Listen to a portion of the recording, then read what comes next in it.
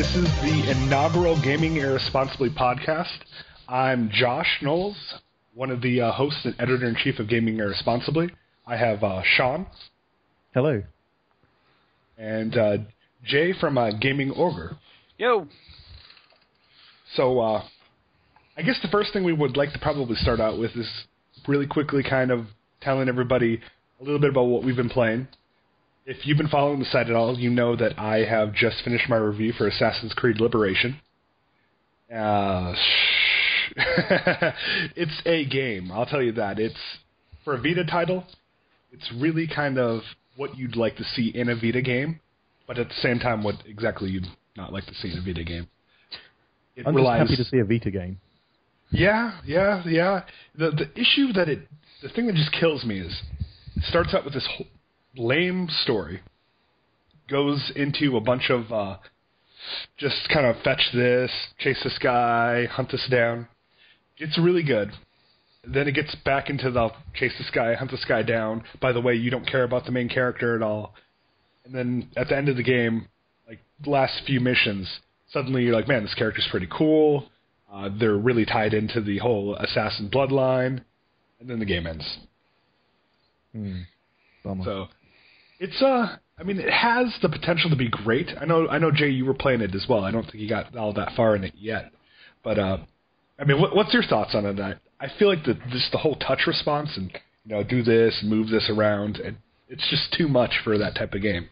My biggest issue with it is, for every two good things it does two horrible things. Like it never balances itself out. Like touch targeting is awesome. Having to use both the touch and back, or front and back screen to open a letter is fucking retarded. There's like, the canoe section is horrendous. Who did that?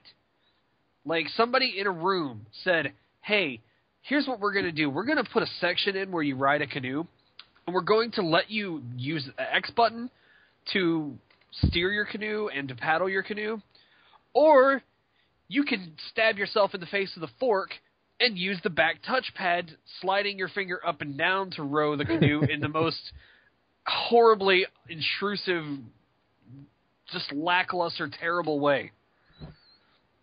The whole back panel on the Vita is just it's crying out for a use that they haven't thought of yet.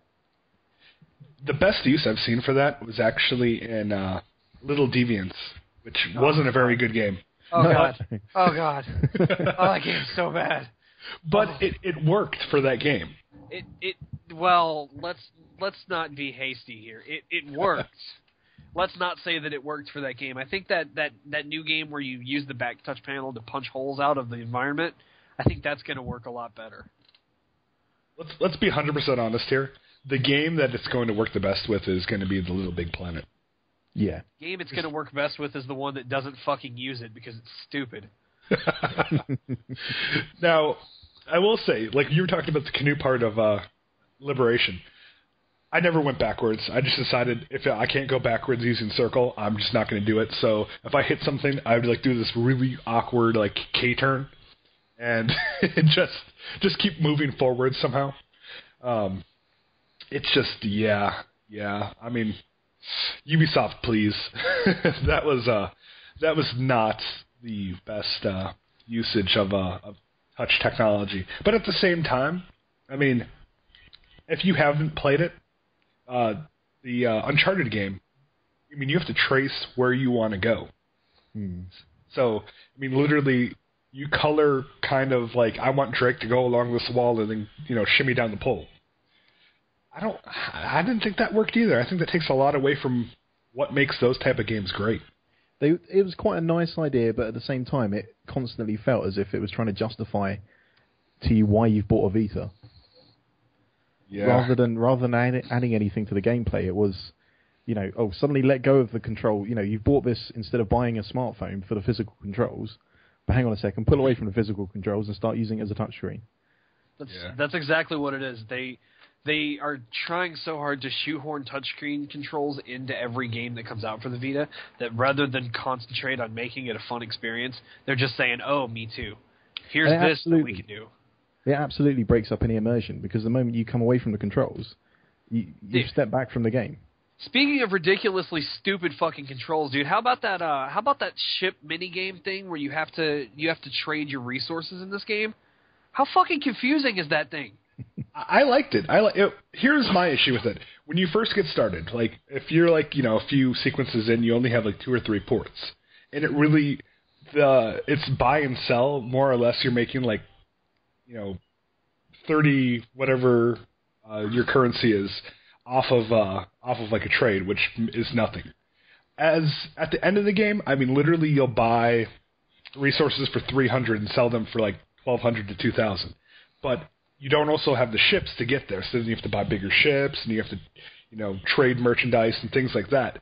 It gets a lot more intense, but it's like they really made it stupid to start. Like, here's what you do, play around with this until you get the hang of it, and then we're going to actually make it worthwhile, 4 sequences later into the game. Yeah, once you figure it out, it's not all that terrible, but the problem is like, when you first go into it, it kind of tells you what to do, but then, like, you're just kind of left going, okay, so I touched this little icon and this does nothing, apparently. So I touched this one again and now it's asking me if I want to send the ship somewhere. But I'm going to touch something else to check something else out real quick, and I'm going to go back and, what the fuck, it's not going anywhere! Yeah, it does. That's another thing, too, is the ability for things to move. I feel like sometimes it would only move when I was in the menu. Because I did a mission, I came back, and like my boat still hadn't landed, and I'm like, wait, but I've been playing the game for like an hour.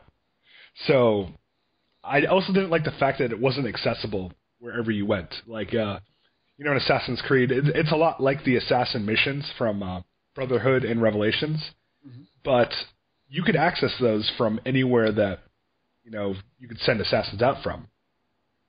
With this, you have to go back to your headquarters to do anything, and that's really frustrating. I mean, I'm in, Mexico, and I can't access the ships I've sent out to see, if I can get some more money because I can't afford to buy anything.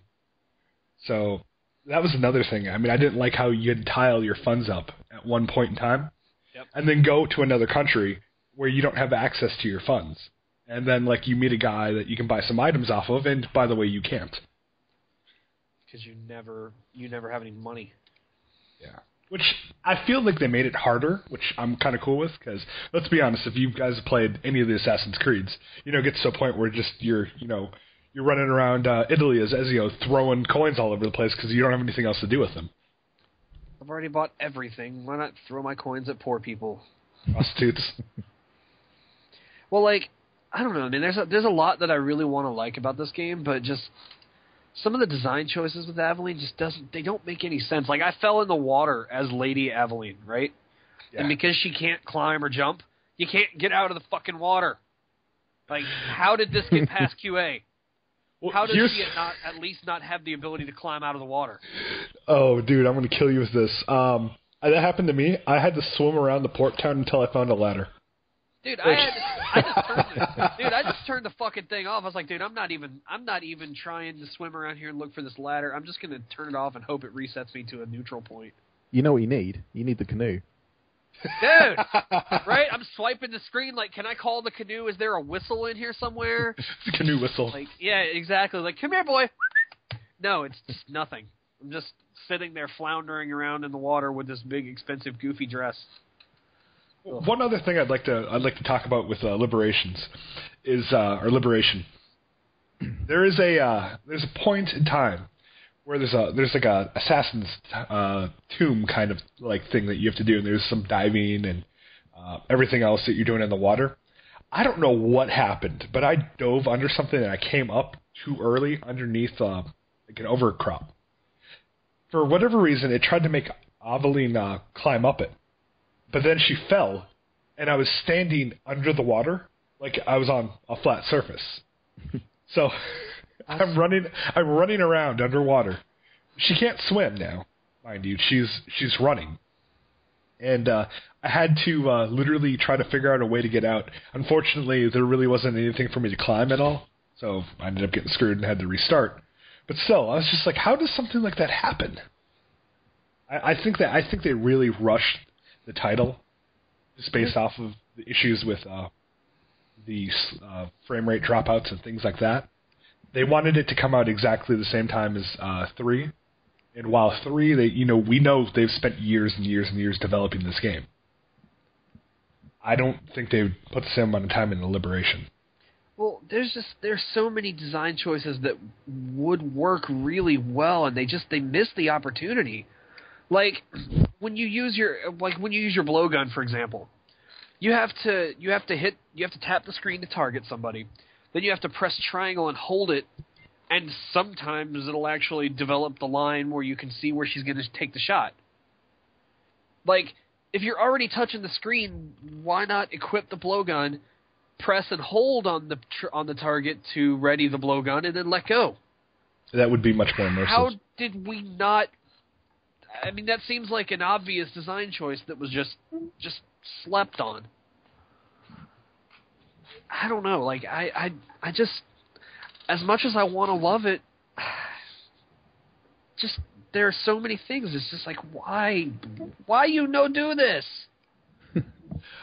I stand by the 7 point. I guess I rounded up to 7.3 that the game got, because I still feel it's one of the best Vita titles. Unfortunately, that's just not saying much for the Vita. It's I mean, I think right now one of the more enjoyable Vita titles that I've been playing. I know you were playing too, Jay. What is it called again? Ragnarok Odyssey? Yes, that one. It's fun. It's very Monster Hunter, which, I'm a fan of Monster Hunter. I've never played Monster Hunter, so it's a new experience for me, but I'm digging it. It's fun. Absolutely. Previously, my favorite Vita game, that was an action game, was Gravity Rush, because that game's really cool, but it has its own identity problems as well. Now, Sean, what have you been playing? Well, funnily enough, I've been spending a lot of time on old school FPS stuff on PC. I've obviously recently done Painkiller: Hell and Damnation, which is the remake of the old 2004 Painkiller title. How is that? I've seen the PR come across for that. It's playable. It's good fun. It's Painkiller, but it's Painkiller that's been made to look better, but they've removed quite a lot of the original Painkiller levels. Some of the things. The main reason a new person would buy this is if they're either a fan of the original Painkiller, in which case they're looking for a graphically better version, but they've removed some of the standout levels, or they're going to be somebody entirely new to Painkiller and that sort of gameplay possibly, in which case there's too many little design flaws left over from the original series to make it worthwhile. There's the fact that every time you kill an enemy, you've got to wait a few seconds for its body to turn into a green health orb. Now, when you've got maybe 60, 70, 80 enemies, that gets pretty tedious pretty quickly. I think it's hard to be too harsh on it, because I really love the original game. I spent a lot of time on it, but it's just I just can't see why you'd spend twice as much as the original version. Both are available on Steam. The original Painkiller Black Edition, I think it's about £9, whatever that might be in dollars, $12 or so. And then you've got nearly £20 for the reissue, which has got less levels. And less content. There's no real compelling reason to actually pay money for it, especially if you played the original and probably still own the original. On a happier note, I spent a bit of time with Serious Sam 3 BFE on Xbox 360, which of course is a very similar. It's a very similar type of game. Loads of enemies, open environments, crazy weapons. And it's still based on the old school Serious Sam gameplay, but it's really, really fun. I love the 8-barrel shotgun. I love that thing. Absolutely. It's exactly what it should be. It's just Serious Sam, but polished up. Crazy. Absolutely crazy. I played it on PC and loved being able to tear people's eyes out and throw them at people. Yeah, what more do you want from a Serious Sam game? I felt like that was what we should have gotten out of Duke Nukem Forever. I mean, the game was like, I know I'm a cheesy ass first-person shooter game, and I'm going to make sure you love every single minute of it, because I'm going to continue to throw jokes out there and everything else. I mean, I know the PR team and everybody else has been putting together. They've been taking a shot at Medal of Honor Warfighter. They know the game didn't do very well, and they know their title came out as well. So now they have that Warfighter. What is that called? It's where they're giving away 100 copies of Serious Sam for saying how Warfighter wasn't very good. Oh yeah, I remember hearing about it, but I don't remember what they called the initiative. But yeah, it's little things like that. I mean, where that would normally be something kind of fucked up, like, wow, I can't believe that you actually got out there and done this. When you look at the fact that it's the Serious Sam team doing it, you're like, oh, okay, that makes a ton of sense because I've played the game and understand. It is very Duke Nukem influenced, but old Duke Nukem, not the abortion that we've had recently. I think I'm in the minority. I'm probably the only person that actually didn't mind Duke Nukem Forever. I didn't. Here's my thing. And we gave it a very, very good score. Callum, one of our reviewers, actually reviewed it, and I think he gave it an 8. My issue was I loved it up until I got halfway through the game, and then I got bored, and then I realized there was an issue here, there's an issue there, and then I never finished it myself. So I think if you'd have asked me for a score within the first 3 days of playing it, it would have been probably 8 out of 10, purely because of the just sheer bloody relief of actually seeing the game. Having waited since, what was the last one, 1996 or something. To actually see the Duke Nukem Forever title, on my desktop and actually be able to load it up was almost overwhelming. I almost played the first couple of hours without really taking in what I was doing, because I've waited so bloody long for it. But now, a couple of days after playing it and really realising it is quite ropey, it is, pretty poor reflection of what could have been.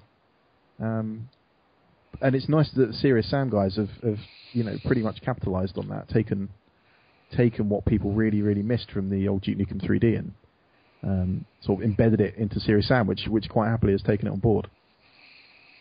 I agree. I think that they really did ratchet up a little bit and say, okay, listen, the other game that we used to compete with didn't do very well, so let's try to make sure that we go about it the right way.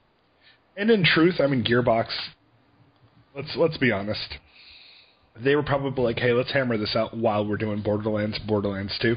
Oh, absolutely. So, which one's the cash cow there, really? Yeah. What I liked about Serious Sam, and most Xbox Live Arcade titles, is the co-op.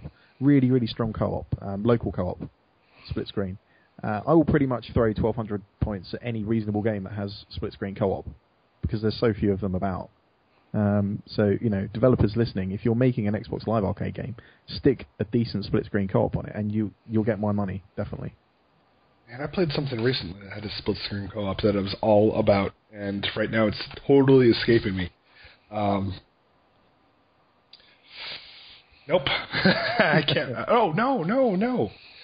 Double Dragon Neon. Oh, yeah, okay. It's a local co-op. It's like being 20 years ago and sitting down and playing a Double Dragon game. And with that, I'm enamored with that idea. What you're telling me is that your son stood behind you and punched you in the back of the head until you died. That or he didn't make jumps and died until. They also have the old remember press start to steal somebody's life. Yeah. Yeah, dude, that kid milked my lives for what it was worth. Oh, you deserved it. I'm dead. Can I press start? I guess. Now, our readers, they've been sending in questions and kind of asking us some things throughout the week as we got ready for this.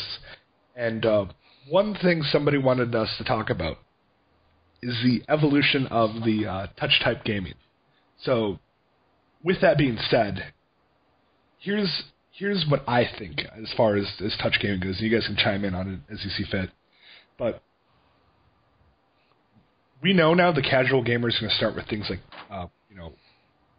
Angry Birds, Where's My Water?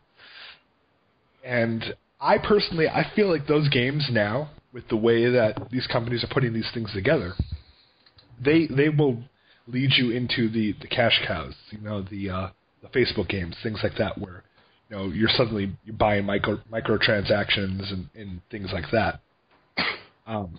I think nowadays the next natural evolution, where a lot of these casual gamers are going when they say, I want to take on something a little bit more committed, I think is now free to play. I think that a lot of these free to play games are pandering to the casual market. Look at a game like Team Fortress 2. It's free to play. You download it on Steam. You can jump right in and have fun playing. They'll actually even teach you the ropes. But then you notice everybody has these badass hats. And then suddenly you're buying keys for chests and everything else. And, Steam's made a ton of money off you.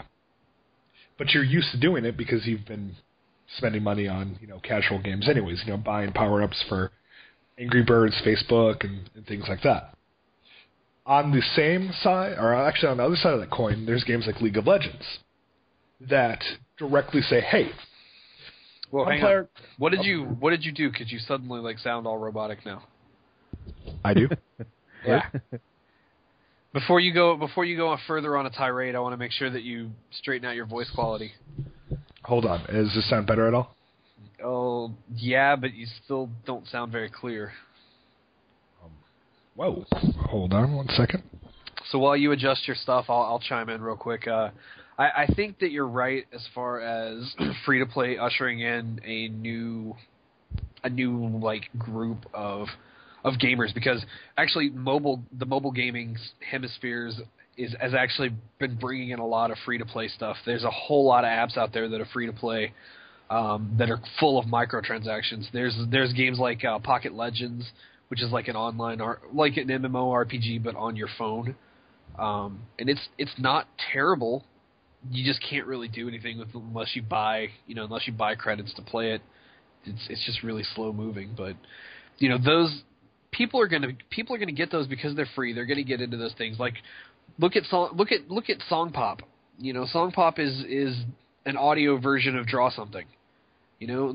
Those games sell, and people are going to buy credits to play those games because they're addictive and because their friends are playing them and because Facebook is tied to them. I mean, this social gaming and free-to-play go hand in hand, and I think that's going to continue. I don't think that's a trend that's going to go away anytime soon. In fact, the way it's been going lately, it wouldn't surprise me if more titles start shipping as free-to-play with microtransaction upgrades.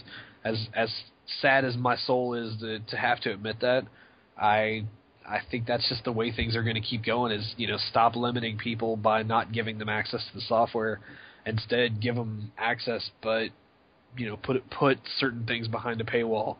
That's why the online pass that EA uses has been successful, and I think I just think that's a trend that's going to continue as we go forward. It'll be interesting to see how many of these titles go the way of Draw Something, where they have a massive burst of interest for a couple of weeks or a month or a couple of months, and then it just dies out. I think Draw Something lost 80% of their players after the first couple of months. Well, let's be honest too. By the way, do I sound better, guys? Yep, you're good now. Sound beautiful. Oh, thank you. Beautiful. The Zynga ran that cash cow right into the ground. And they were notorious for that. Listen, let's whore out our product to the point where people get it saturates the market, and then people aren't going to put money into it anymore, or they're not going to care about it anymore, and then we're going to lay off hundreds of workers and everything else because now we're not making any money.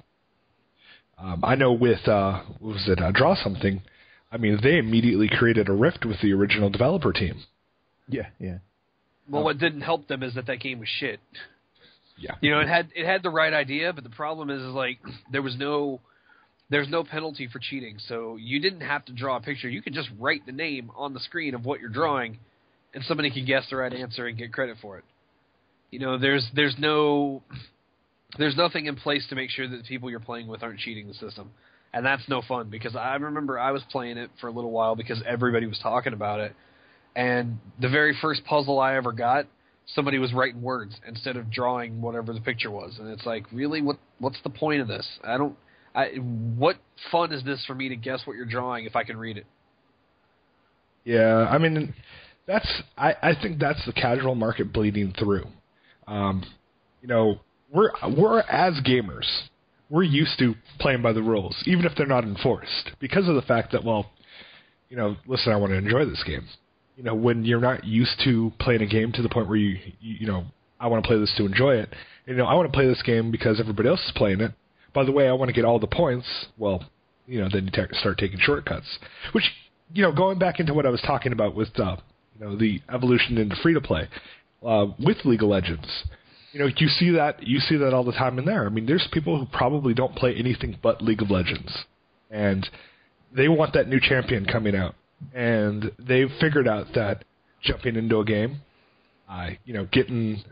throwing the entire game, causing the match to go for 20 minutes, and then, earning, 800 points, or not 800, 80 points, is better than playing a 50-minute game and earning 120, and then, calling it a day. Right, because you're going to get more points for the same amount of time spent if you lose the game on purpose. Exactly. And I think that's really where the issue we're having with the casual gamer and everything else is that I don't think there's a real clear evolution, because some of these people they go and they get into like indie games on Xbox and everything else, but I feel like a lot of these people are discovering the free-to-play market.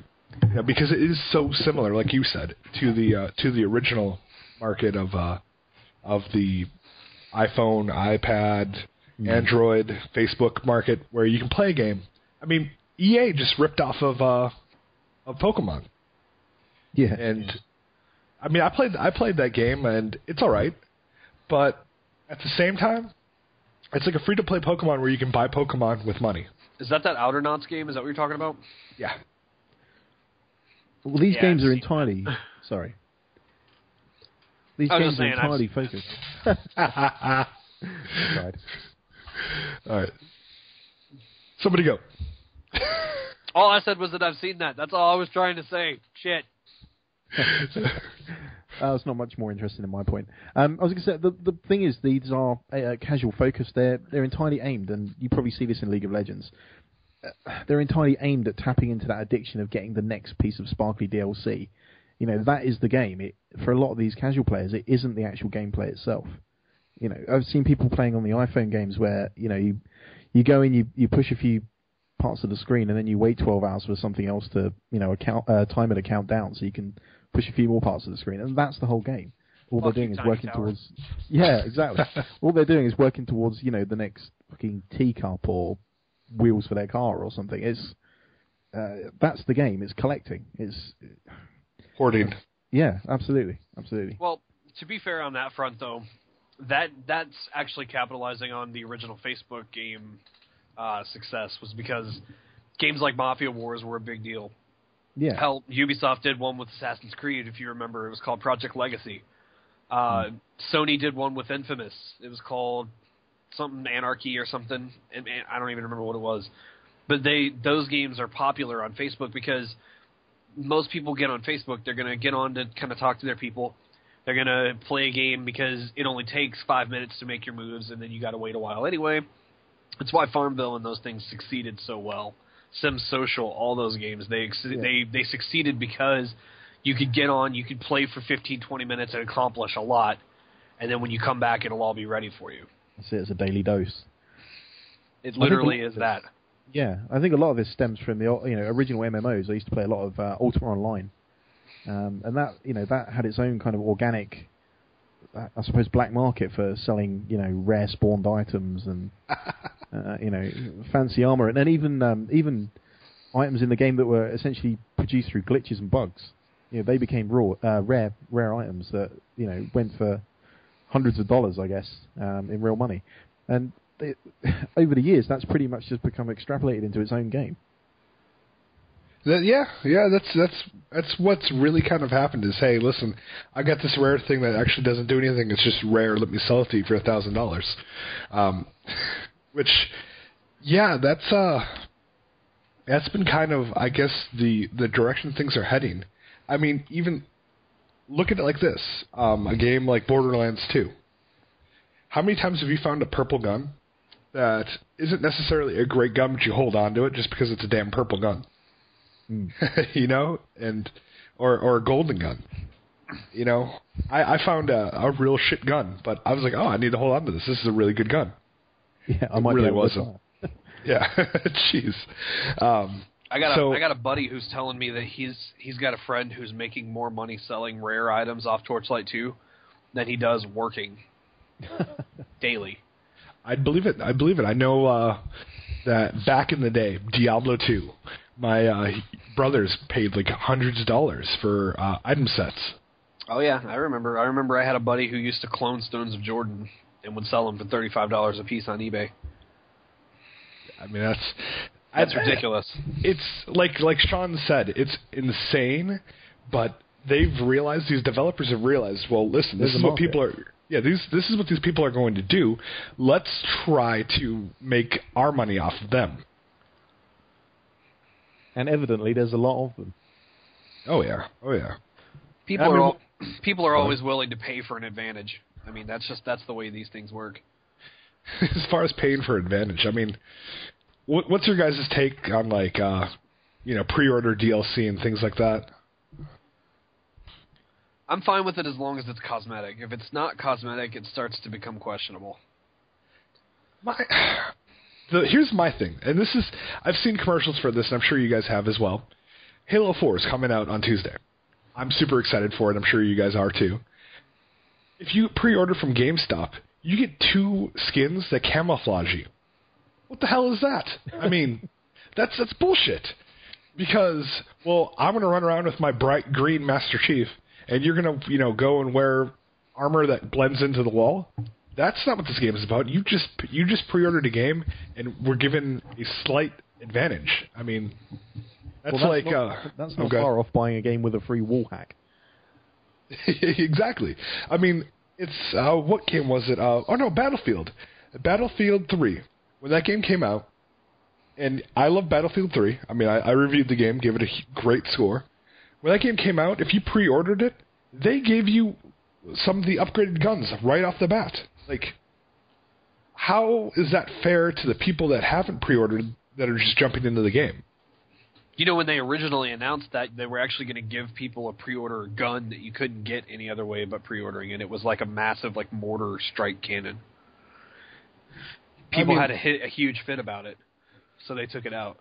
I feel like the idea behind let's give somebody something extra, because back in the day, they used to do that with little things. I mean, I remember, I think I got some sort of outfit for pre-ordering Grand Theft Auto 4. And it was cool, and, if I was playing with some buddies or something, you pre-ordered the game? Yeah, because I'm running around in, the Pizza Boy costume or something. But that was the way it worked, and now it's like, hey, I pre-ordered the game, check out this, orbital laser that I got for, this game that I'm going to kill everybody with because I pre-ordered. And I feel like the whole concept behind this has gone from, hey, pre-order the game, get something cool, pre-order the game, and, beat the fuck out of everybody else you play with because, you spent money earlier. I think that's an evolution of multiplayer elements of these games, partly. I mean, I remember, back sort of 10, 15 years ago, you don't see it so much now in the UK, but if you pre-ordered games at retail, you quite often get a physical bonus. I remember, what was it? It was an old PC strategy game called Constructor. Don't know if you guys know it. I remember pre-ordering that at Electronics Boutique, and I actually got a free. It was like a roadwork lamp. It was like. That's awesome. Yeah, like a maintenance lamp you'd see at the side of the street. Little things like that, and that was enough to make you go in and stick down £5 or whatever and pre-order your game, and that was cool. But that has, I suppose, partly because of the multiplayer elements and partly because of the digital distribution, It's kind of morphed into what you see now, and it's all about, pre-orders. The pre-orders are almost more important than the in sales. Now, I will tell you this. There's two companies out there right now that I feel do it right. And if you guys happen to hear it or not, Nippon Ichi and Atlas, I'm talking to you guys. Oh, yeah. The thing is, if you buy a physical copy of their games, they give you soundtracks, art books, things like that. I mean, it comes with the game. Yeah, I know a lot of Nippon Ichi's games. They don't have a standard edition. It's only a premium edition because they want people to buy the game. Or they'll have like a premium edition, like an ultra premium, where you get like chibi dolls and plushes and things like that. Here's everything plus a mouse pad that has boobs on it. Yes. And I mean, Atlas does the same thing. Atlas, what was it? Record what is that? Or the Agarus War. Yep. That game was a cool game. I bought the standard edition, which came in like a tin collector's, had some playing cards and everything else. And then was that the one with the creepy pillowcase and the boob pad? I think that was the one with the underwear. That's not creepy. Which was like, my wife was like, "What?" It's pretty far for the course for Japanese developers. It's okay. But either way, I mean, I almost feel like if you really want to drive your physical sales, give the user something that a electronic purchase or direct to drive isn't going to get. Well, it's like if you remember they when pre-order things first started happening, they used to give you like a T-shirt of the game or something, so you could be like, "Hey, I got a free shirt," but you're also doing them a favor by wearing a free promotional item that's going to give the game, a heads up to people you walk by. That's the best part of strategic marketing. And I don't know why they don't continue that trend. I'll tell you right now, my favorite pre-order bonus that I ever got, Mirror's Edge. They gave us an actual runner's bag, like the yellow bag that she has to go find in the game. Oh, hell yeah. I have one. I still use it. That game's been it's been 6 years since that game came out. I still use mine. I love it. Well, remember Kmart, if you pre-ordered what was that game? Infamous 2.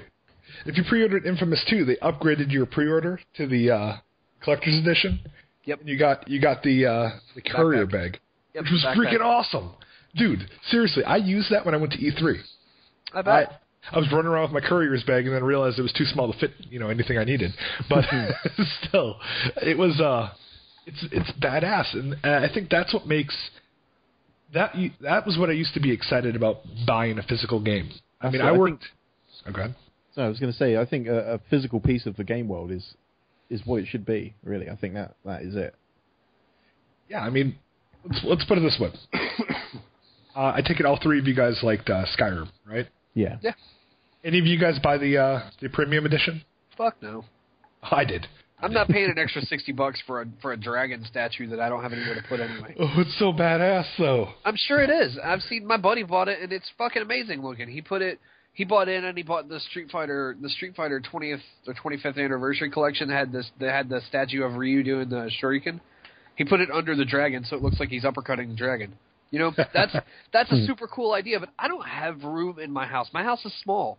I'm okay with digital stuff for my pre-order, but it has to be something that actually is compelling. I don't want here's a random skin for your multiplayer. I don't care about that. I want, if you're gonna have a pre-order bonus for something, give me something that's compelling to me. Give me something that's cool. Give me something that's unique. Again, what you're talking about as far as the Skyrim thing is, yeah, that dragon is also part of the collector's edition. It's extra expense. It's that thing costs like $60. You're not going to put $5 down on that, and they're going to give you this dragon statue. That's a completely different story, and you can't compare what's in a collector's edition to what's in your pre-order, because I mean the bottom line with the pre-order is they use pre-order sales to determine how well the game's going to sell at retail. That's how they make all their predictions for what's coming up. That's how they set up their DLC calendar based on what they're seeing from pre-order, that's reported from retailers. So if they want to get those pre-order numbers up, instead of saying, well, we're going to give you this advantage, and if you don't pre-order the game, you're going to be way behind at the start. Granted, we're going to make it available to you 3 weeks after launch for a nominal fee. For a nominal fee on the marketplace, it's something that's there. But if you're trying to get those sales out, and you're trying to get people to go buy physical copies of games, give them something that's actually going to be important to them. I don't want some lame-ass fucking map pack. I don't want some lame-ass skin. I want something that's actually going to mean something to me. Yeah. I mean, that's the thing. I mean, I remember when I worked at Circuit City and worked with the Gamers Club team, there were times where like we'd look at things, and I'm looking at, oh man, we give away if you pre-order this game, you're gonna get the special edition, or you're gonna get a walkthrough guide, and then I'd look at like GameStop, and GameStop's like, you pre-order this game, and you're gonna get like 3 extra characters. And then you're going to get, a steel case for the game and a T-shirt. And I'm like, no wonder people are going over there to pre-order it, because you're getting something for your game, but you're also getting something, you can use outside of the game. And let's be really honest, these T-shirts that they always used to do with pre-order games and stuff, those are like the most comfortable fucking T-shirts ever. But here's the thing, too. They were also generic. They were also generic T-shirts that they can easily mass print. Oh, absolutely. I mean, to this... Oh, good. Well, like Best Buy here, if you buy Skylanders, they give you a Skylanders T-shirt. They sell Skylanders T-shirts at Walmart. Why would you why would you go buy the game if you can just go buy a T-shirt? And it's because of the fact that they give you that free T-shirt. That's more incentive to go buy the game. Yeah, that's true. Although, I mean, if they had like a Skylanders that they gave you or something, I think they would sell that thing like freaking hotcakes, but... I've seen recently that I like actually is for a pre-order bonus was the Snipers challenge you got with Hitman Absolution. Oh yeah, that's a good way of doing it. Well, you get a damn game for doing it, and you get a taster of the engine and the graphics and what you're going to be. I suppose it's a demo, but it's a good way to do it. And see, I'm okay with that stuff too. But it's like, okay, since we were talking about it earlier, let's talk about Call of Duty for a second, okay? Black Ops 2. Looking at GameStop's website. They got four bonuses for it for pre-ordering. You get the Nuketown 2025 map, which is basically just the futuristic version of the old Nuketown. What else do you get? There's like 3 exclusive things that you can pick. There's a multiplayer card background. There's some other goofy shit. It's like, dude, that's all cool stuff, but there's nothing there that makes me want to physically go out and say, I have to buy this at a store. I have to have this in my life. If Black Ops 2 was available day one on Games on Demand, there's a very good chance that I would opt for the digital copy just because I don't want to leave my house. I want to be able to download it. I want to go to work, come back, it's downloaded, ready to go. Yeah. I mean, I agree. It's like they've lost focus on what makes a good pre-order. And I think we've all agreed that that's T-shirts. Yeah, come on, T-shirts. You gotta give us T-shirts. That's the thing, man. Having something that you can carry on your person, that's something that seems to stand out better. Like I said, I still use the Mirror's Edge bag. I still have people who are fans of that game who stop me and go, "Holy shit, is that a Mirror's Edge bag?" Yeah, it is. Dude, where can I buy one of those? You can. It was the pre-order bonus for ordering the game back when it came out. That is so fucking cool. Like, how do you still have that? Because it's actually decent quality bag. It's it's probably a $30 messenger bag or something, but they gave it away for $5 because they wanted to drive orders of that game. Because that was one of the first games that used that new engine when DICE came out with that. Before it hit Battlefield and became the standard for the way games are built.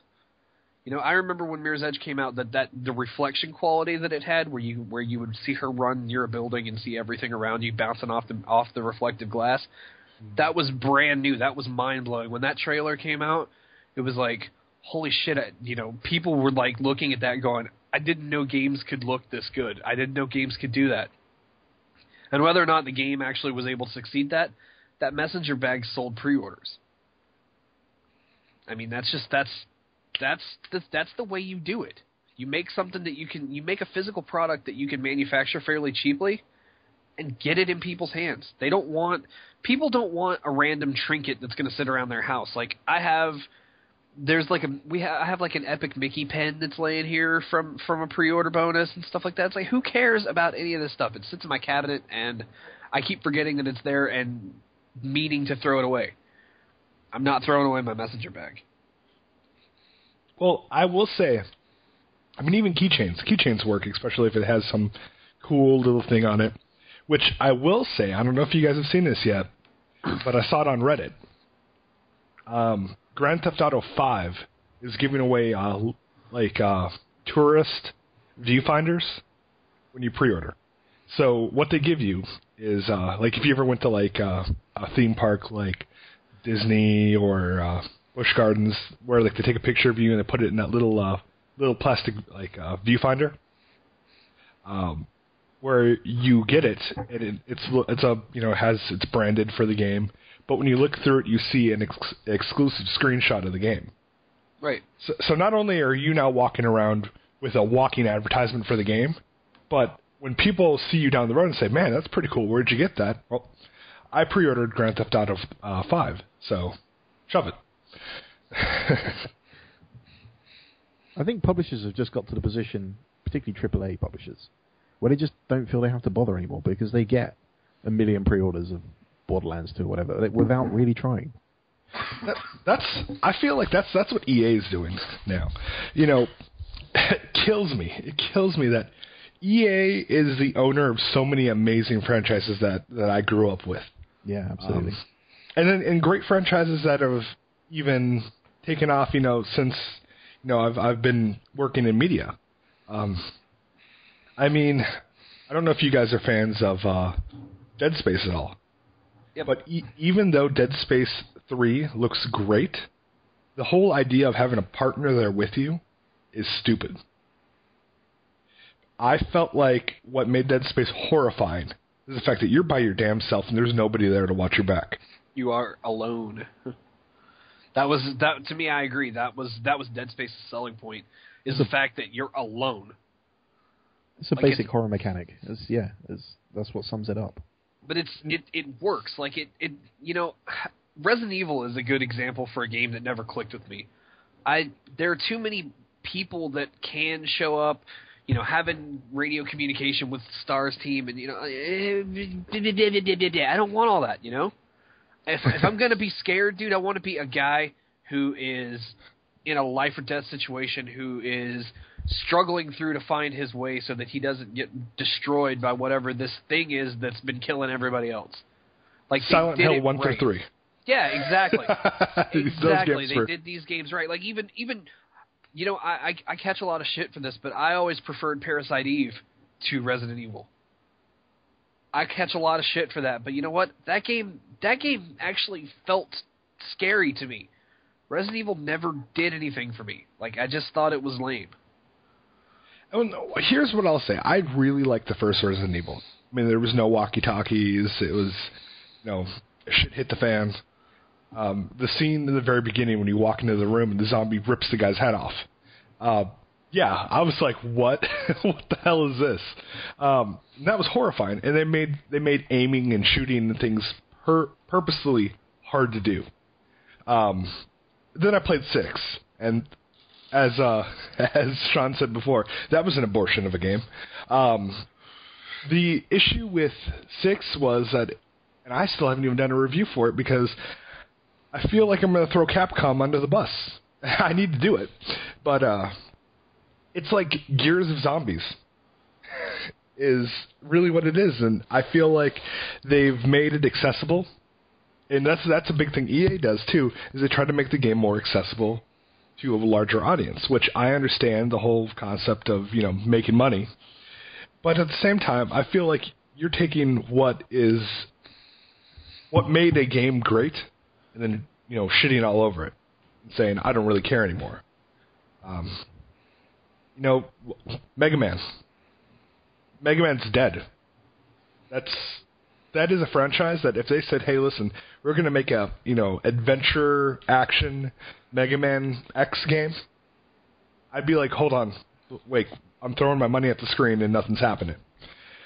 But Capcom's like, no, you know what you guys want? You guys want Devil May Cry. I'm going to give you that, okay? It's cool, right? We're cool.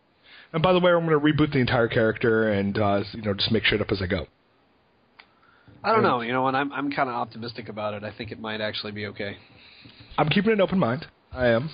But at the same time, I'm like, just make a damn Mega Man game.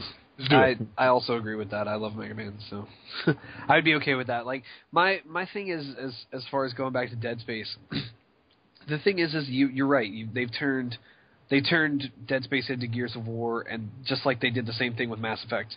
The first Mass Effect is amazing. Mass Effect 2 is Gears of War in space. They did the same fucking thing. It's like, guys, just leave these games alone. They don't have to be something else to compete. They did well the first time. There's a reason that people bought that game and wanted that initial experience. You don't have to make it copy something else in order to be successful. Oh, Dragon Age 2. Oh, dear God. Don't even get me started on Dragon Age. Oh, man, I was like, hey, this whole, live action combat thing, that's pretty cool. Dude. And then, I got into it, got more characters, I'm like, what the hell? And by the way, the same maps over and over and over and over again? Why? Dude, I was so excited for Dragon Age 2. I pre-ordered it, back when they first announced it. I was like, oh, yeah, we're going to get that. It's going to be no problem at all. We're going to get that, we're gonna do this. It's gonna be awesome. We're gonna get the signature edition. It's gonna be badass, right? I get into this game and I'm like, what the fuck is this? Oh, well, here we can spam the attack button 4 billion times. That's just super. I love my previously tactical based. Give this person a command, swap to somebody else. Give this person another command. Icewind Dale style, game.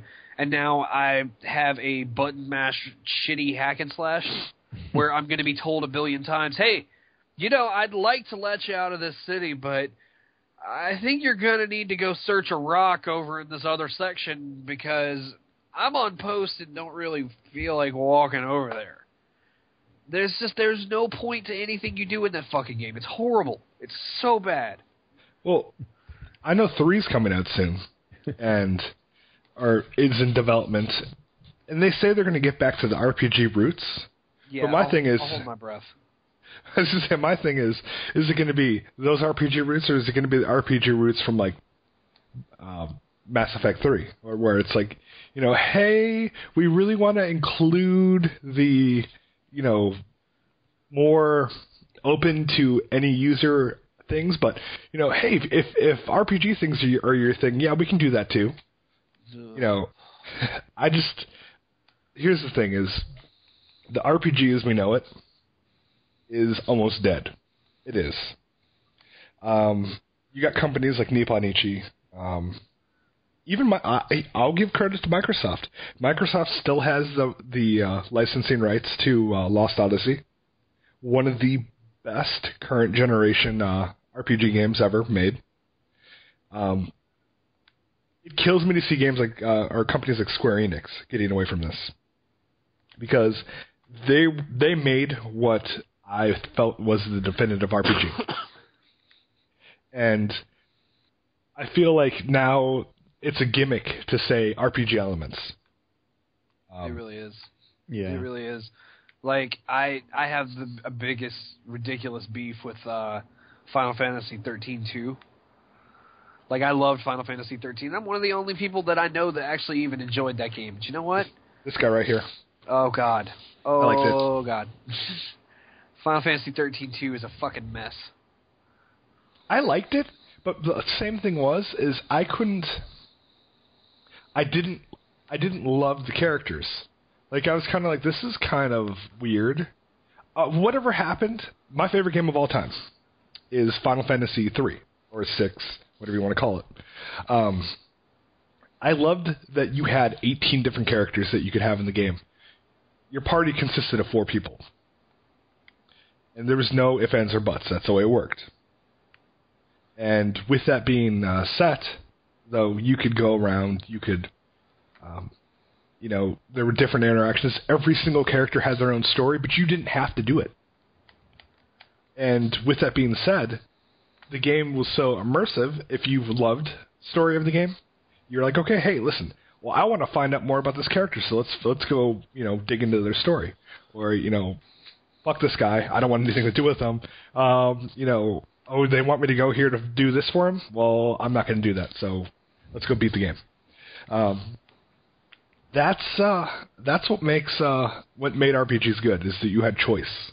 You don't have choice in these new RPGs. Final Fantasy 13-2, there isn't a choice. You want to advance the game, you go in here. You want to go hunt for treasure, where you can go wherever you want, but there's no story or anything else for you to do. And, with that, it's...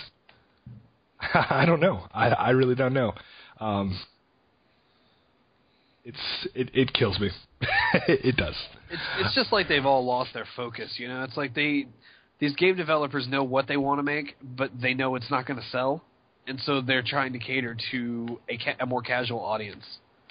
It's like why a game like Nier, however you say that game's name, it didn't sell for shit. It didn't do anything, but it's a good game. I was going to say, I like that game. I mean, It was kind of retarded graphics, but mechanically it was fine. It just didn't do well because those games they don't have the same appeal they used to. Could that be because there's a lot less mechanics, or there's a lot less tabletop gamers these days? Like, you don't see very many people still talking about or playing Dungeons & Dragons, that it's not quite as obvious now. Like, it's obvious that they still exist, but I remember you used to hear about people who were into those tabletop games, people who were into those, and fans of that, and it used to have a following, and even when the internet first started being super popular, they used to always see sects of that, and there were online RPGs where people would kind of do the same thing, hey, we're going to play Warhammer even though we're not actually together in person. But we're gonna use IRC to make some sort of a virtual board game session, and it's like those things don't exist anymore. They just, people have moved on, and entertainment mediums have changed, and I think because of that, the role playing game has had to evolve. But it hasn't evolved. That's the thing, is it's become, it's diluted. Yeah, it's become action adventure. Because there was that too. I mean, there were games for Super Nintendo. I remember where you killed enemies and you got stronger. Oh, great example. Did you guys ever play King Arthur and the Knights of the Round Table? Nope. No, I don't think so. Damn. That's not going anywhere. You, more or less, it was like taking Double Dragon, but the more people you killed, you collected power-ups, and you got stronger. You got better items and spells and stuff. So, they took that concept and turned that into the RPG now. Is, the whole, hey, listen, beat these guys up and get stronger, but at the same time, we're not going to make you feel like you're not doing anything by just hitting one button. We're going to have you hit one button continuously to kill these guys. And then QuickTime events and everything else. And we can save QuickTime events for another story, because I think that's the poison of gaming, and Shenmue can go fuck itself. But, I mean, I don't know, guys. I feel like what they're trying to do is Borderlands. Borderlands is what they're trying to do. Hey, it's a first-person shooter. It's an RPG. It's, a simulation game. It's a racing game. I mean, are you serious? I mean, I love Borderlands too, but I think that's what everybody wants their games to be now. Is, hey, listen, you like racing games? Well, we have this first-person shooter with a lot of racing. Yeah, it's like Golden Axe with leveling up. Yeah, exactly. That, that's a great way of looking at it. And it's I just feel like they don't know what they're doing. Now, one thing I would like to take a moment to talk about. One of the last few topics that we can address, because we've gone a lot longer, but I feel like we've had some good conversation here. As you guys know, there's been a lot going on with our industry as far as gaming media over the last few weeks. I know a lot of it originated from Eurogamer, which, Sean, I know you know all about. Yeah, I really love Eurogamer. And the biggest thing, I mean, I'd have to say is I think the readers themselves now have realized you can't always take what gaming journalism says, for gospel. There are people. Good. I think a lot of people have been aware of that and have just been given a platform to actually vocalize it where it's going to get heard. Yeah, I agree. I mean, you hear a lot of major market media outlets. I don't listen to them, or I don't believe what they're saying. Yeah. But I think it's come through now that there's smaller markets that are doing the same thing. With that being said, I mean, look at what happened with the whole Eurogamer thing. I think I'm not going to say, don't get me wrong when I say it's okay to take things, but it can't be something like, hey, I'll tell you what, I'm going to take you out to dinner, just remember this when you do our review. That's not cool. I mean, the best experience I had at E3, it was a 5-star dinner. Literally, it was like a 5-course meal. You sat down. They tucked a napkin into your shirt. Like some guy came over. I was like, why are you touching me? They gave me a bottle of wine and all this other stuff, and they said, remember this when you review our game. I turned around and said, the game was okay. At best, it was okay. It lacked direction, everything else. But because, that's what it was. I think people taking money, that's fucked up. Don't do that. I think that I heard the argument people shouldn't get games. Well, how are we supposed to review them?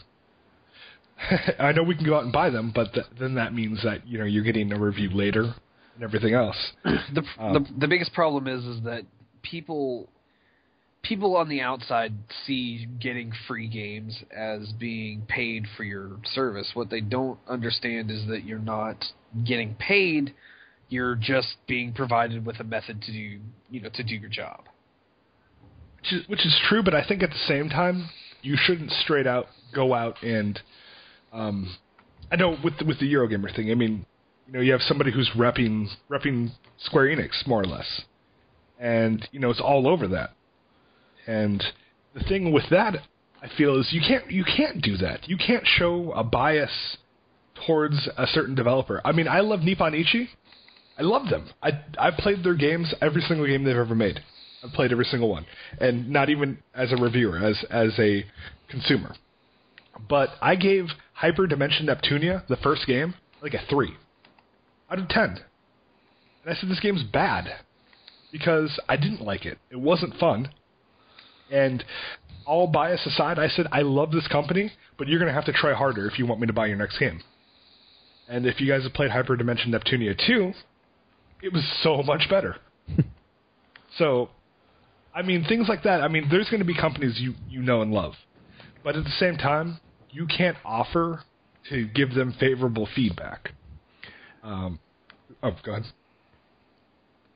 I think from a writer's point of view, I think it depends on your individual personal values. Are you a critic, or are you a marketing arm for your favourite games, or whoever treats you the nicest? If somebody gives you, or takes you out to a meal, and says, "Remember this when you review our game." Are you just reviewing the meal, or are you critiquing the game, or are you doing it on the basis that you're going to get treated like that again in the future if you're nice to them? It's a fine line between networking, which is inevitable; it has to be done because the industry has to talk to each other, but then not straying so far away from the fact that you're a critic. You have an obligation to inform your reader, or are you just another PR guy that happens to have an outlet? Now, as far as that goes, there's something that I kind of have an issue with, and that's reviews are opinions. They are. I can say I love this game. I can say I hate this game. I can say go buy this game. Don't buy this game. One of the best lines I've ever seen in a bad review on our site was, if you like to waste money, then go buy this game. or no, if you hate money, buy this game. But at the same time, I don't think that a journalist has the right to attack another outlet or another journalist at all. No. I think you can say I don't like that guy. I don't think that's right. I don't like what they did or the conduct they had.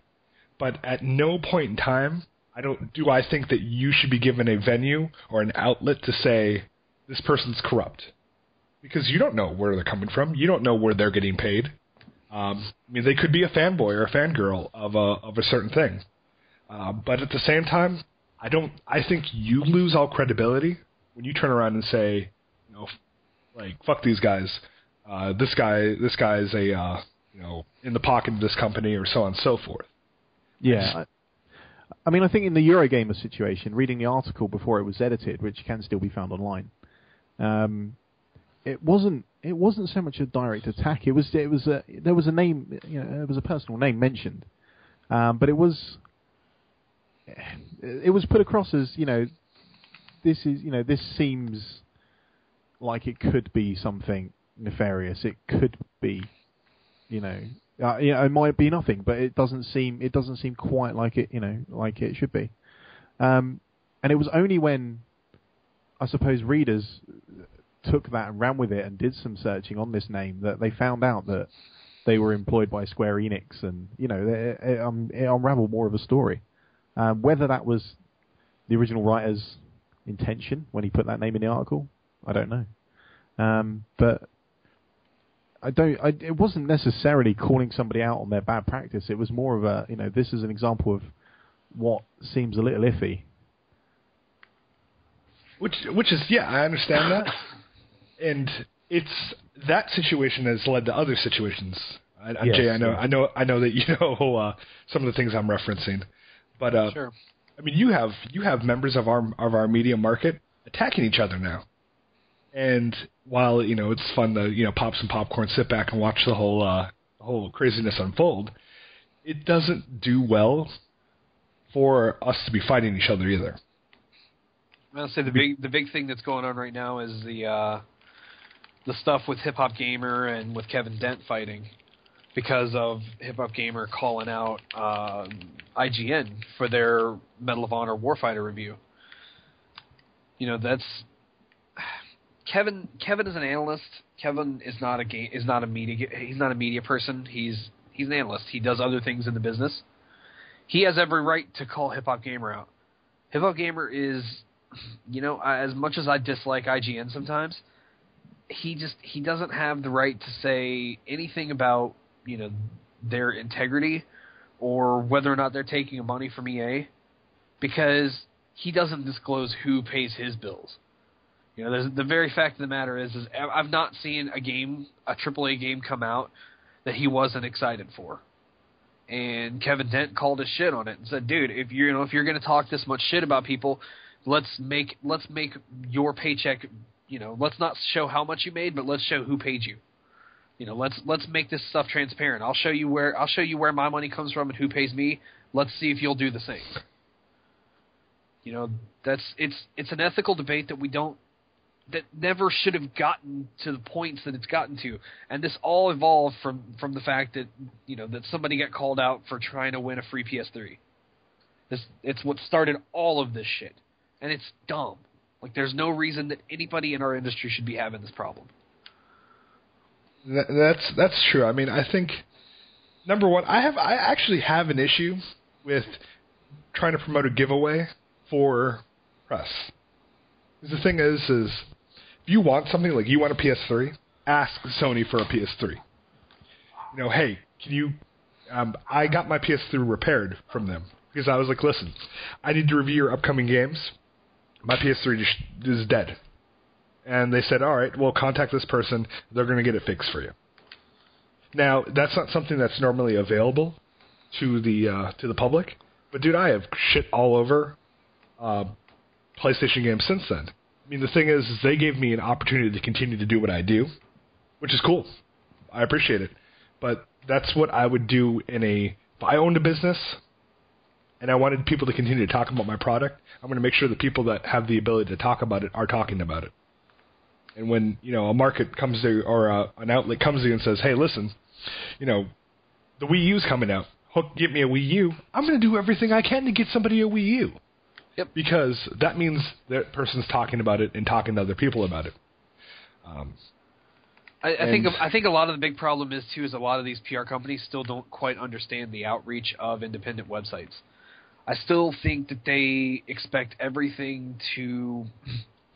Not everything is traffic based. A lot of us have a larger outreach on social medium like Twitter or Facebook, even than our website itself has. Like, I know a lot more people know who I am from Twitter, have no idea where my site is or what who I write for. They don't know that I do things with you guys. They don't know anything about it. They just know that I'm some guy who chimes in on stuff on Twitter. And PR companies, you can't put Alexa rankings on Twitter value. You can't say, oh, well, this person has a lot of outreach on Facebook, but their compete score sucks, so we're not going to give them any products, so we're not going to make sure that they get to talk about and engage with their crowd on these things unless they do it as a fellow consumer. So, I see where you're coming from with this argument. And I mean, that's what I can give you that, and even go as far as saying we've had issues with us where people have said, well, your community doesn't look like it's that active. Our community, it's like an anthill. There's like, if there's something they want to talk about, they're all over it. I mean, they'll break the site, but they're quiet unless there's a reason for them to speak out. And the thing is if you look at the numbers, you look at the traffic, they're there, they exist. But at the same time, it's not so much a matter of they're not doing anything, but I know, and if you guys are listening, which I hopefully you will be, stop sending me emails and comment on the site, because you guys love to send me emails. And a great example of that was when I did the review for Hotline Miami. I got an email from a user or a reader that pretty much it was more or less a hey fuck you guy. And it was because they didn't agree with my score. I gave the game a 7.5. Said how much I loved it, but that it was missing things to really make it above a 7.5. And now here's a good side of this story. So I said on Twitter, hey, you're telling me to stick to casuals and things like that, and you don't know where you're coming from. And then the Hotline Miami team turned around and said, we read your review, and we liked it, and we thought you made some very valid points, and keep up the good work. They said that about it was a favorable, but less than ideal review. And that's what these companies need to be doing. Instead of saying, hey, listen, I'm afraid you're going to say something not good about our game. Oh, you didn't like something? Well, you know what? We'd like to fix that. Thank you for the feedback. Don't jump all over this guy because he didn't say the game was a 10. I know one of our writers is dealing with that right now with the game Fallen Enchantress. Hello? Hello? Oh, wow, you're quiet. Sorry. So the game Fallen Enchantress. I know that he's been dealing with that, and there's been all sorts of issues. Okay. So I think you lost your call there, dude. You hear me? Yeah. Yeah, I'm here. I think you lost connection or something there for a minute, dude. Oh. Well, that's weird. I'm sorry. My call just reconnected. I don't think I lost you. I think I was still here. I think you got disconnected. Maybe. Yep. Ladies and gentlemen, the joy of Skype. Woo! But yeah, more or less, I love it when I hear readers voice their opinion, but voice their opinion out in the open. Because, number one, that helps us. It helps Gaming Irresponsibly. It helps Gaming Ogre. It helps IGN. You go out there and say something. What you're saying is we need more trolls. No. But have you ever read the comments on IGN? They're almost all troll comments. Yeah, well, I just throw a big market name out there. But and Polygon's the same way. Either way, people don't say anything to praise anything. They just want to talk shit. And I think this week's only going to make that worse. Oh yeah. So, I do have to ask a question, and this one's for you, Sean. Sean, as we know, Assassin's Creed 3 just came out. Yeah. And the review scores are pretty dang good. As a member of the UK, as a non-Yank, yeah, what's been like? What have you guys felt about the game? Because I'll tell you from playing through it, there is a little bit of like America fuck yeah in the game. I mean, it's kind of they definitely, when the game was created, they said, hey, we want to look at both sides of the war. But at the same time, we're kind of want to, U.S., yeah, you guys are a really large market. We're going to show you a lot more of this stuff and talk about the political figures that you guys have come to love. And I feel like the only thing that keeps this game from becoming a American circle jerk is the fact that it was Sean... made by Canadians? Well, the character Sean, if you're familiar with the Assassin's Creed story... He throws enough British humor into the game that you're like, oh yeah, you know what? This is legit. This counts. This is completely awesome. I think he's the saving grace for the whole British aspect of the game. I mean, what are you hearing over there? What are you seeing anything or hearing anything about it? Honestly, since release, it's not really been an issue. I think in the run up there was a lot of stuff online about. The screenshots and the trailers seemed very anti-British. Well, I say anti-British. They seem to only be killing British characters, which I suppose is anti-British. It's not. I don't know. My opinion is that I think we're used to it. I think with a lot of Hollywood World War II films and things like that, I think we're familiar with, having that kind of America fuck yeah slant. It's just something we're used to, and I also think that the period that Assassin's Creed 3 is set in is a much bigger deal to Americans than it is to British people or English people. I don't think it's not something that's readily taught in our schools, and it's not something that people have. I say people. I'm generalising, obviously, but I don't think it's something that a lot of gamers will have a massive background knowledge of. I might just be me being naive, but I don't think it's probably, if anybody's getting offended, it's probably Americans getting offended on our behalf.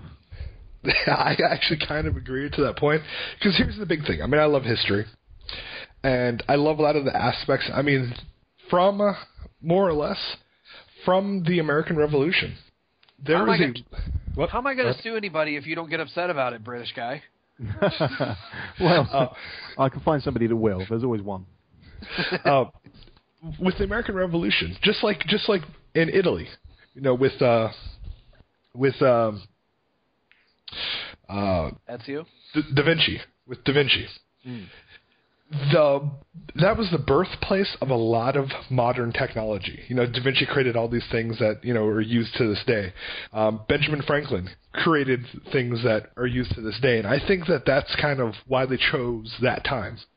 Is they wanted to say, well, listen, we want to make it a standing point for civilization, because that's what this game is about. Is the civilization, the power of man, things like that. Yeah, and absolutely. And let's be honest, Benjamin Franklin. I mean, that guy made some pretty cool shit. Yeah.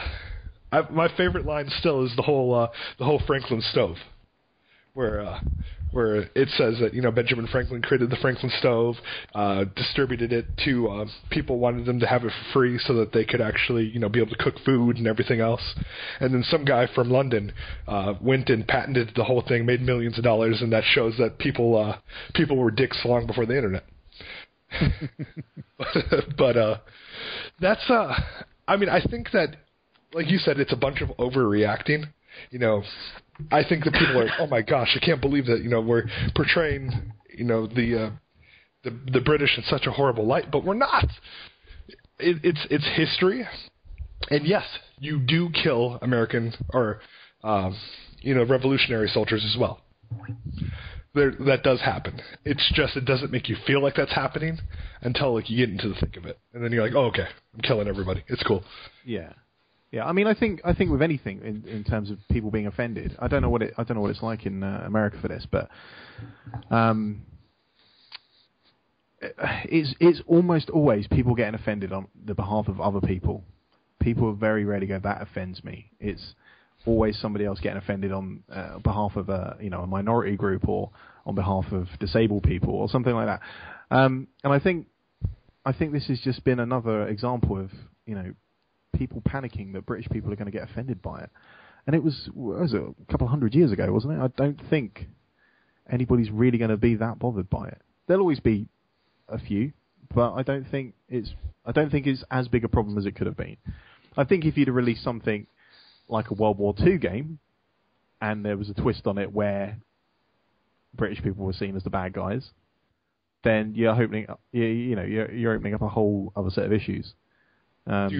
Dude, you just came up with the plot for Call of Duty 5 yeah. or Call of Duty 8. You're gonna play as the German soldiers fighting the Americans and the British soldiers and the Allies. It'll be. You know what? Why shouldn't we sometimes? Why shouldn't we see that side of things? Are they going to say that Hitler was actually British? They'll be like Hitler was right. No, I'm not saying that. Don't. I'm saying that would be the twist. I will tell you though, people would talk about that game. Yeah. Wow. By the way, that was also almost a Mountain Dew flavor. Wow. Just wow. But it couldn't have been more uncomfortable in here if this had been a gas chamber. Whoa. All right. Now, with that, I mean, hey, what was that about being offended a little bit ago? Yeah, hey, I can't wait to see the comments on this one. Now, guys, I know I've been a bit long-winded on stuff. What do you guys have? Boop boop. Hello. I don't know. Trying to fire my brain up.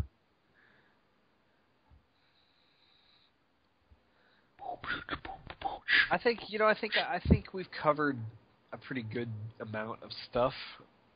I think the only other thing that's been going on as far as the gaming world is the fake PR email. Oh God! All that stupid scandal. It's been a lot of drama this week, like stuff that doesn't even really appeal to the general public, but games writers are just going on nonstop about this shit. Like anybody but us care about it. Like, there's not a single person. I'm not going to go to GameStop and say, dude, did you guys hear about Kevin Dent? Who the fuck is Kevin Dent?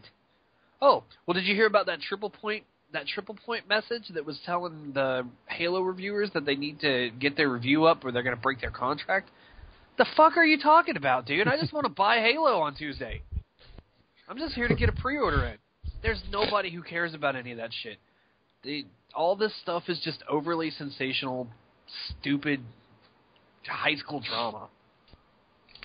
It hasn't made Twitter useful, though. It's actually the first time I've actually used Twitter and enjoyed Twitter for months. Well, I'll tell you what. If anybody's ever aspiring to get into game journalism, I will tell you this right now. The best drama is journalist drama. Oh, God. Because somebody throws something at somebody else, and the next thing you know, everybody starts reporting on it. And I'll be honest, that stuff's hilarious. That is hands down some of the funniest things I've ever seen. Well, it's one thing is like, do you remember when Jim Redner got pissed off about the Duke Nukem reviews? Absolutely. And said he was going to blacklist people for shitting on his products. I didn't necessarily think he was all that wrong for that, because I mean, some of these people did not write an objective review. Some of these people wrote a review just to shit on it. Like, no matter what happened, no matter how it was handled, all they would have done was shit on the game. So why give somebody a copy of something with when it's obvious that they've got a predisposed, or they got a premeditated dissension to go in and just shit on it? Why bother? You know, why spend your marketing dollars on getting a product in somebody's hands if you know they're just going to smash it? Like, I'm not going to give somebody, if I'm Nintendo, I'm not going to give somebody Super Mario Brothers U and say, hey, I'd like you to write a review about Super Mario Brothers, knowing good and well they're going to go, hey, it's the same fucking Mario game we've played since 1986. You know, I'm not going to waste my marketing money on that. It's just, the whole thing is so dumb. But because somebody thought it was a great idea to run it on Kotaku or one of the other big sites, it suddenly became this huge deal. And it suddenly became this thing that everybody was talking about. The majority of people don't care. Ars Technica, by the way.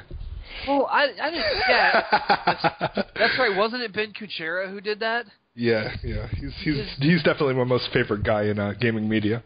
Because he never hesitates at all to make something out of nothing. Yeah. Just nobody cares. I mean, that's the thing. We're gaming media. That's what we need to be talking about. It's gaming media, or not gaming, games. We need to be talking about games. AAA season's here. It's upon us. We have Halo fucking 4 coming out next week. So we need to be talking about that. We need to be talking about how people have been saying that aren't major markets that this is the best Halo game they've ever played. I'm excited. I can't wait to... I didn't get a copy of it. I can't wait to throw money at that. I can't, because Reach was disappointing. I was kind of like, okay, this should have been like, $20 DLC. As should have ODST. The thing is no matter what, you're right. There are so many games out right now that not even just with Halo being right around the corner. Anything that's out right now needs to be talking about. We need to be talking about Medal of Honor Warfighter. We need to be talking about Need for Speed Most Wanted. We need to be talking about WWE 13. We need to be talking about Skylanders Giants. We need to be talking about all these games that came out. We need to be talking about why we're going to get people to purchase these products. Because, at the end of the day, our job as far as handing out reviews and things, we're being critical for products, and we're not doing anything to make sure that these people are getting fair anything, because we're too busy bickering about nothing. We're too busy worrying about what some other critic did or what some media firm paid somebody to do something.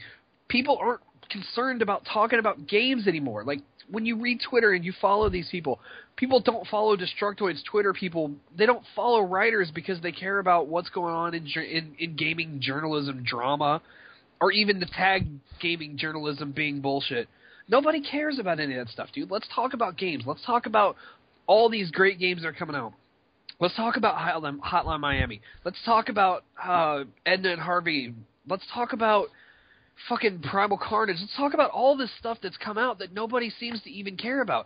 They're always like, oh, well, we don't have time to cover these small games. We don't have time to cover this stuff because there's so many AAA games that come out. Yet that fucking Halo 4 story about somebody forging a letter from Triple Point that doesn't even matter to anybody except Gaming Press dominated the fucking headlines yesterday, and it was a big deal all day yesterday. But what about what's coming out on Tuesday other than Halo 4? People need to know that there are alternatives out there. If you're not a shooter person, you're not a Halo person, there are other games coming as well, and people need to be informed.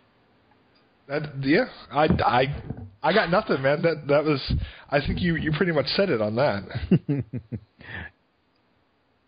How about you, Sean? Yeah, I quite agree. I think the whole tirade has become a bit of a metagame for Gaming Press. There are people that care because there's huge threads about it on NeoGAF and places like that. So there are people that want nothing more than to have personal interaction with their, the people that write their articles and the journalists that they follow. They want nothing more than to be able to take them down a peg or two and interact with them. It's just one massive troll circle jerk at the moment. But we are going into the most exciting time of year for the games industry. We have got loads of AAA titles coming out. I think for me at the moment, the whole indie scene, particularly PC indie scene, is fantastic. It's so exciting. It's just a real shame that it's all getting lost in the bullshit, really. Yeah, Hotline Miami. Seriously, if you guys haven't played that game, play it. Go spend, what is it, $10? It's $10. Get your hands on it. That game is so much fun. It's amazing. It's not perfect, but it's I sat back and I was like, this is ridiculous, but this is so much fun and I can't stop playing it. that's what makes gaming worth it, is by playing these indie games. And that's absolutely something we should talk about next week. As well as I'd like to take some time to talk about the Wii U next week. If there's anything you guys want to hear us talk about, be sure to throw some comments on our Facebook page, on the website. Hit us up on Twitter, and we're absolutely going to do our best to try to talk about them.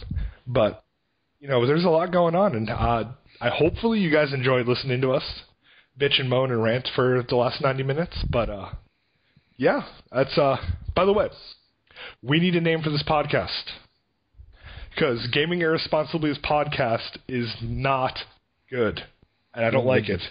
Yes, that's like way too many syllables. Just give them a code for something if they properly name it. I'll tell you what.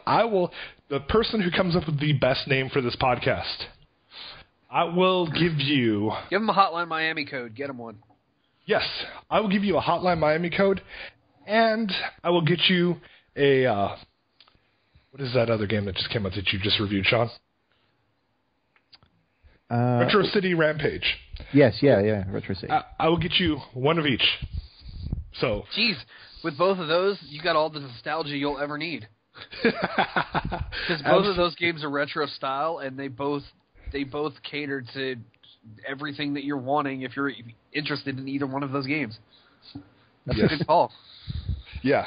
So 2 retro style games. They're both good. They're both marquee titles for the indie market.